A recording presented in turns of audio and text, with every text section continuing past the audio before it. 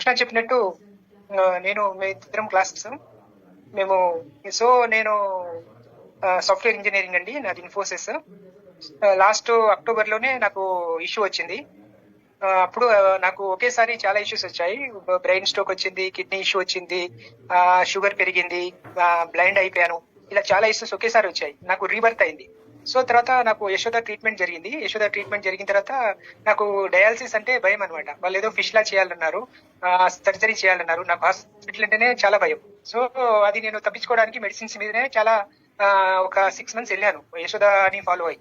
తర్వాత మా ఇంట్లో మా అత్తమ్మ చనిపోయారు. సో అప్పుడు ఏంటంటే ప్రతి ఒక్కరు నాన్ వెజ్ తినడం స్టార్ట్ చేశారన్నమాట. వాళ్ళు వచ్చి అటపొత్తు పోయడం, వాళ్ళకి సంతాప సభ లాగా ఎవ్రీడే. సో అందులో నన్ను ఫోర్స్ చేయడం వల్ల తినడం వల్ల నాకు మొత్తం బాడీ అంతా స్వెల్లింగ్ వచ్చేసి వాటర్ ఫామ్ అయిపోయింది అనమాట. సో సడన్లీ నాకు ఆయాసం బాగా పెరిగిపోయింది. అయితే ఒక రోజు మా ఊరికి నేను వచ్చాను సమ్ రిజిస్ట్రేషన్స్ పని మీద. ఊర్లో అంత భూములని రిజిస్ట్రేషన్ చేస్తున్నారంటే నేను అక్కడికి వచ్చానమాట. అప్పుడు మా నాన్న మేము వెళ్ళి రిజిస్ట్రేషన్ చేస్తుంటే అందరు నన్ను చూసి షాక్ అయిపోయారు. ఏంటి ఇలా ఉన్నాడు, ఇలా అయిపోయాడు, ఆయాసం నడుస్తుంటే ఆయాసం వస్తుంది అనమాట. సో అందరూ నన్ను చూసి ఆశ్చర్యపోయాగానే మా నాన్న ఏం చేశారంటే ఆ రోజు నన్ను ఇమీడియట్లీ హాస్పిటల్ పంపించేశారు యశోదకి. ఆ రోజు ఇమీడియట్ గా హాస్పిటల్ పంపిస్తే అక్కడ నాకు మొత్తం బాడీలో మొత్తం ఒక 10 లీటర్ వాటర్ తీశారు. నాకు ఫిష్ ఇక్కడ మెడ మీద సర్జరీ చేశారన్నమాట. 2 నరాలని కోసి సర్జరీ ఒక మేకపోతుని కోసినట్టే కోసారు నన్ను. ఒక విచిత్రమైన పెయిన్, విచిత్రమైన సిచ్యువేషన్, అది బేర్ చేయలేకపోయాను. సో అలా జరిగింది. అలా జరిగిన తర్వాత అదే డయాలసిస్ చేయాలి, డయాలసిస్ వెళ్ళాలి మీరు అని అక్కడ నుంచి పంపించేశారు. యశోద బిల్స్ నేను అంత ఫుల్ కాస్ట్లీ, అక్కడ అంత బేర్ చేయలేకపోయాను. తర్వాత ఏంటంటే గవర్నమెంట్ హాస్పిటల్ మాకు ఇక్కడ ఇల్లందులో గవర్నమెంట్ హాస్పిటల్లో నాకు డయాలసిస్ నడుస్తుంది అనమాట. Daily weekly 3 times dialysis. నాకు నడవడం రాదు, ఏం చేయడం రాదు అసలు. మనం 90+. సో నేను జాబ్ చేసినప్పుడు మా నాన్నకి అతను రిటైర్డ్ అయిపోయిన తర్వాత ఒక స్కూటీ కొనిపించాను. ఎందుకు, అప్పుడు సైకిల్ మీద పనిచేసే మా నాన్న.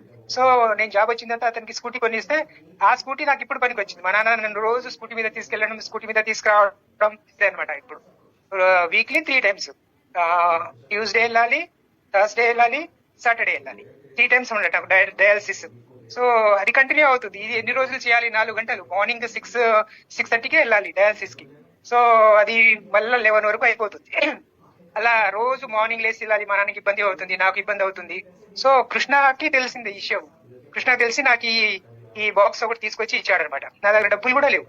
సో వాడే డబ్బులు పెట్టి తీసుకొచ్చి ఇంటికి వచ్చి ఇచ్చేసి ఇది ఒకసారి ట్రై చేయరా బాగుంటది అని అంటే అది ట్రై చేశాను. సో స్టార్టింగ్ లో నా క్రియాటిన్ 14 వెళ్ళింది. తర్వాత డయాలసిస్ చేసిన తర్వాత 10.5 వచ్చింది.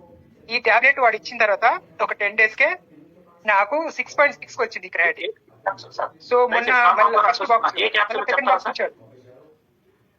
VR4 అండి.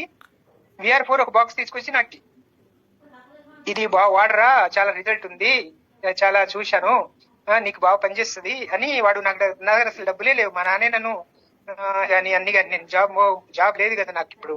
సో చాలా ఇబ్బందిలో ఉన్నాను అనమాట. గవర్నమెంట్ హాస్పిటల్ వెళ్ళి ట్రీట్మెంట్ తీసుకుంటున్నాను.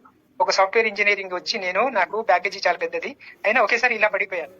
సో ఇలాంటి సిచ్యువేషన్ లో వాడు నేను చూసి షాక్ అయిపోయాడు. నేను ఎక్కడో ఉన్నాను, వాడితో నేను మాట్లాడేవాడినే కాదు అప్పుడు. అంటే నా బిజీలో నేను ఉండేవాడిని. వాడు ఎప్పుడో వీకెండ్ ఎప్పుడో ఫోన్ చేస్తే అలా మాట్లాడేసి వదిలేసేవాడిని.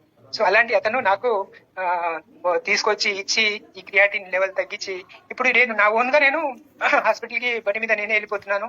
అన్ని పనులు నేను చేసుకుంటున్నాను. చాలా యాక్టివ్ గా ఉన్నాను. చాలా స్ట్రెంత్ వచ్చినట్టుంది. పాత నేను చదువుకునేటప్పుడు ఎలా ఉన్నానో అలా ఉన్నాను ఇప్పుడు. నాకు 2 పిల్లలు.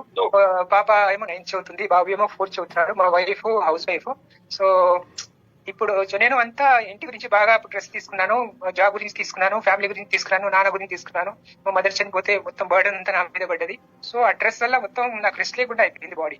దానివల్ల ఇన్ని ఇష్యూస్ ఒకేసారి వచ్చాయి. సో ఇది నాకు బాగా హెల్ప్ చేసింది. నాకు ఇప్పుడు క్రియాటిన్ మొన్న టెస్ట్ చేస్తే 10 days బ్యాక్ 10 చేస్తే 4.5 వచ్చింది సార్. జేసీ గారు 4.5 వచ్చింది. సో ఇప్పుడు ఇంకో బాక్స్ ఇచ్చాడు మొన్న, అయిపోతే ఈ 3rd బాక్స్ ఇచ్చేస్తాను. నెక్స్ట్ టైం ట్రై చేస్తే ఎంత వస్తుందో. ఇప్పుడు నేను మొన్న ఏమైందంటే డయాలసిస్ మానేశాను ఒక డయాలసిస్ మధ్యలో, నాకేం అవ్వలేదు. వీక్లీ 3 times వెళ్ళేది. చలి బాగా ఎక్కువ ఉంది ఇక్కడ, బండి మీద ఒక్కనే వెళ్ళాలి. సో మొన్న ఏమైందంటే బండి మీద వెళ్తుంటే కుక్కలు 2 ఎంట పడ్డాయి. నాకు భయపడి కింద పడితే చేయికి ఫ్రాక్చర్ అయింది. సో కొంచెం చేయి బాగా నొస్తుందని మార్నింగ్ వెళ్ళడానికి భయపడ్డాను. సో మొన్న ఒక స్కిప్ చేశాను ఒక డయాలసిస్. పర్ఫెక్ట్ గానే ఉన్నాను. సో మీరు డయాలసిస్ మీరు స్కిప్ చేసినా కానీ మీ క్రియాటినిన్ పెరగలేదా? పెరగలేదండి. క్రియాటిన్ టెస్ట్ చేస్తే 4.5 అయితే మొన్న ఉంది. ఇంకా యాక్టివ్ గా ఉంది. డైలీ నేను ఇంకా యాక్టివ్ పెరుగుతున్నాను అనమాట. సో ఇంకా ఈ బాక్స్ మొన్న ఇచ్చాడు. మళ్ళీ నేను 3 days బ్యాక్ అయిపోయింది ఒక బాక్స్, వాడు తీసుకొచ్చి మళ్ళీ ఇచ్చాడు. సో అది వాడిన తర్వాత మళ్ళీ నెక్స్ట్ ఒక 10 days తర్వాత మళ్ళీ వెళ్దామని చూస్తున్నాను టెస్టింగ్ వెళ్ళిపోయి ఒక వీక్లీ 1 మంత్ పెట్టుకుందామని చూస్తున్నాను. నాకు కాన్ఫిడెంట్ ఉంది బాగా. సార్ నేను మీతో మాట్లాడిన రోజు కూడా చెప్పాను సార్, మీరు రికవర్ అవుతారని చెప్పడం జరిగింది. మీరు చెప్పారు చెడు అలవాట్లు లేకపోయినా దురదృష్టం మీకు అలాంటి పరిస్థితి వచ్చింది స్ట్రెస్ వల్ల. సో మీరు కాన్ఫిడెంట్ గా రోజుకి ఎన్ని క్యాప్సూల్స్ వాడారు? రోజుకి ఎన్ని?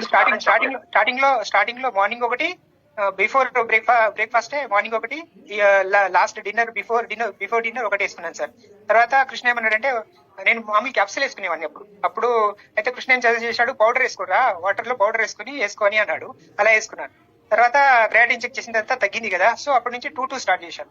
2 మార్నింగ్ టు ఈవినింగ్ 2 అలా స్టార్ట్ చేశాను. మొన్న ఏమైందంటే నాకు ఇంకో సినారియో మీకు చెప్పాలి. నేను మార్నింగ్ 2 వేసుకున్నాను.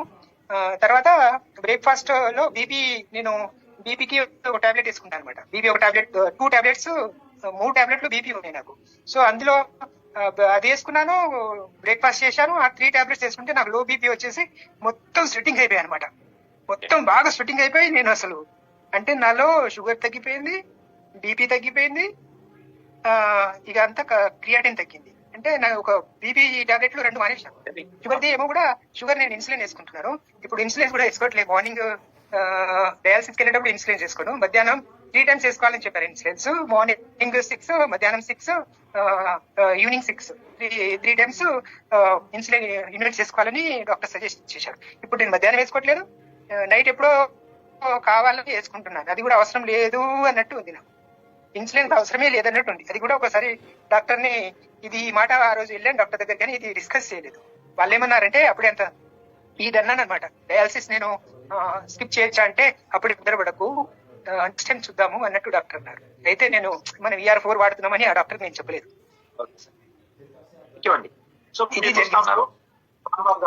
వారు సాఫ్ట్వేర్ ఇంజనీర్ సార్. మీ ప్యాకేజ్ సంవత్సరానికి ఎంత సార్? నాది 36 సార్. 36 lakhs అండి. ఎటువంటి చేయడం అలవాటు లేదు. దురదృష్టం వారు తీసుకున్నటువంటి స్ట్రెస్, నైట్ లో నిద్ర లేకుండా పనిచేయడం వల్ల వారు కిడ్నీల్ని ఇబ్బంది పడింది. తర్వాత ఈ రోజు మన Voltaren VR4 ని వాడి నేను ఆ రోజు కూడా ఒకటే చెప్పాను సార్, ఇప్పటికే మేము 9 మందిని డయాలసిస్ రివర్స్ చేయగలిగాం, మీకు ఎటువంటి చెడు అలవాట్లు లేవు, ఖచ్చితంగా మీరు రివర్స్ అవుతారు అని చెప్పి ఈ రోజు అదే విధంగా సెరం క్రియాటినిన్ తగ్గుతూ వస్తుంది. ఈ ప్రపంచం మీద నాకు తెలిసి కిడ్నీ పాడైనటువంటి వ్యక్తికి వారు కొద్దికాలం పాటు డయాలసిస్ చేస్తారు, ఆ తర్వాత దాన్ని కిడ్నీ ట్రాన్స్ప్లాంటేషన్ రాస్తారు. అలాంటిది ఇవాళ మనం 9 మందిని రివర్స్ చేయగలిగాం.